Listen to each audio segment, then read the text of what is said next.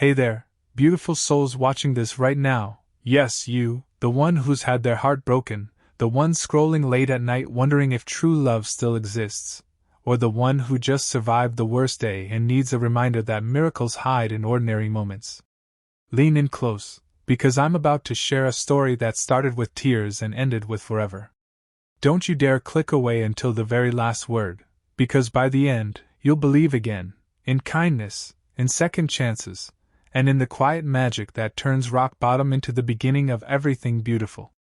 This is the story of a terrible blind date that became the greatest love of all time, and it all began with 5 simple words from a stranger. Ryan Carter sat alone at the corner table of Bella Vista, a cozy Italian restaurant tucked along the rainy streets of Portland, his hands trembling as he stared at the empty chair across from him. The candle flickered mockingly between the half-eaten plates, and the low hum of laughter from other couples felt like knives twisting in his chest. Just 30 minutes earlier, his blind date, Vanessa, the confident marketing executive his friend had sworn was perfect, had leaned across the table with a cold smile and said, "Honestly, Ryan, a middle school history teacher who still lives in a 1-bedroom apartment? I expected more from someone your age. I think I'll pass." Then she stood up, grabbed her designer purse, and walked out without even glancing back, leaving him with the bill, the humiliation, and the crushing weight of every insecurity he'd ever carried. At 34, Ryan had always been the quiet, steady one, the guy who stayed late grading papers on the American Revolution, who remembered every student's birthday, who believed in heroes from the past because real life never gave him one. His last relationship had ended 2 years ago when his girlfriend called him boring and safe, and tonight felt like the universe agreeing. Tears burned behind his glasses as he signaled for the check, ready to escape into the pouring rain and drown his shame in a frozen pizza and old documentaries. That's when she appeared, Grace, the waitress with the warm brown eyes and the soft smile that somehow cut through the restaurant's dim lights like sunlight breaking clouds. She was balancing a tray in one hand and wiping the table next to his with the other, her ponytail slightly frizzed from the long shift, her name tag reading, "Grace, serving with heart." Ryan mumbled, "Just the check, please," his voice cracking. But instead of handing him the bill, Grace paused, glanced at the empty seat, then looked straight into his eyes and said the words that stopped his world. "If I were you, I'd stay." Those 5 words hung in the air like a lifeline. Ryan blinked, confused. "Excuse me?" Grace set her tray down gently, pulled out the chair Vanessa had abandoned, and sat across from him without being asked. "I've been watching from across the room," she admitted softly, her voice kind but steady. "That woman didn't see you. But I do.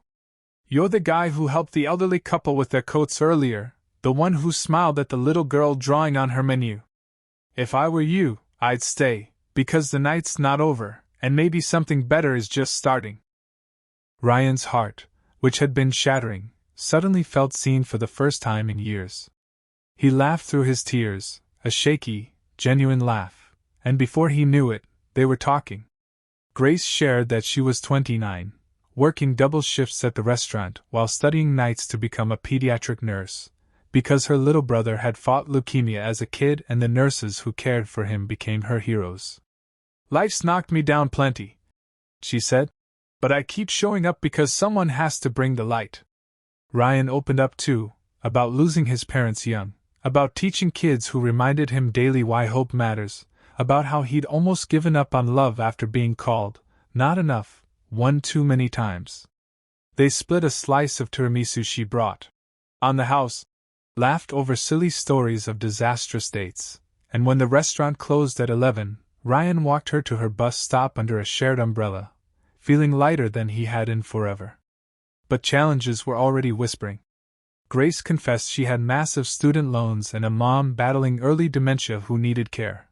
Ryan admitted his teaching salary barely covered his bills and his fear of rejection made him pull away from anyone who got too close. That night, as he drove home, Ryan replayed her words like a song he couldn't stop humming. For the first time, rock bottom didn't feel like an end, it felt like the exact place where Grace, the real kind, had found him. The weeks that followed tested everything they were building. Ryan asked Grace out properly the next day, coffee at a bookstore cafe, and their connection deepened with every shared sunrise text and late-night study session where he quizzed her on anatomy while she baked him cookies. For energy. They became each other's safe place. He helped her practice injections on oranges while she listened to him vent about the difficult parent-teacher meeting that left him doubting his calling. But life threw curveballs that could have ended it all. First came the challenge that almost broke them. 6 months in, Ryan's school faced budget cuts, and he was told his contract might not renew, leaving him terrified he'd become the unstable partner Grace didn't need. He withdrew, canceling dates, convinced she deserved someone with a bigger paycheck and fewer scars. Grace, meanwhile, was drowning in her own storm. Her mom's condition worsened, forcing extra hospital shifts, and one exhausting night she broke down in Ryan's arms, whispering, "I'm scared I'll never finish nursing school, that I'll always be the girl serving tables while dreaming bigger." That was their lowest point, sitting on the floor of her tiny apartment, both crying, both feeling not enough. Yet here's where the real beauty unfolded. Ryan remembered the waitress who once told him to stay, so he chose to stay too.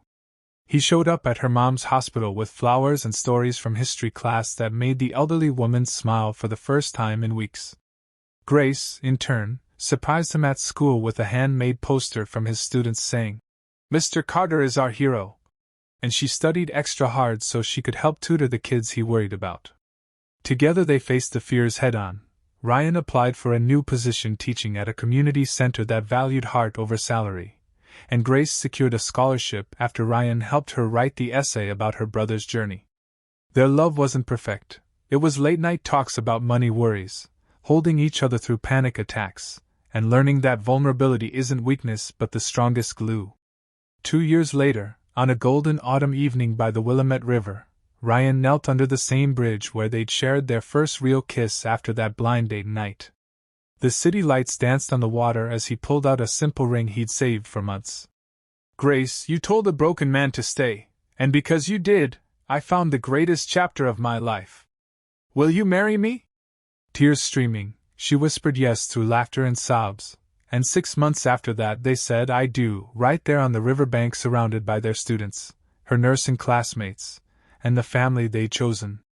Today, Ryan teaches full-time with a renewed passion, and Grace works as a pediatric nurse, their home filled with laughter, history books, and the scent of fresh tiramisu she still makes every anniversary. Their story isn't fairy tale flawless. It's real, with bills paid together, tough days held together, and a daily choice to see the light in each other even when the world tries to dim it. And here's the message I promise you, dear friend watching till the very end: the worst night of your life might just be the doorway to your greatest love. When someone leaves you feeling small, remember, there's always a kind soul ready to say, "If I were you, I'd stay." Never underestimate the power of showing up, of choosing kindness, of believing that broken pieces can fit into something stronger and more beautiful than you ever imagined. Life doesn't owe us perfect dates or easy paths, but it does promise that one act of courage, one moment of staying, can rewrite everything. So if you're hurting tonight, hold on.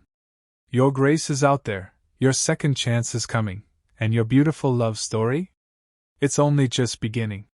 Thank you for staying with me till the end. You've just reminded your own heart that miracles still happen. Now go out there and be someone's reason to stay. I'll see you in the next story, beautiful soul.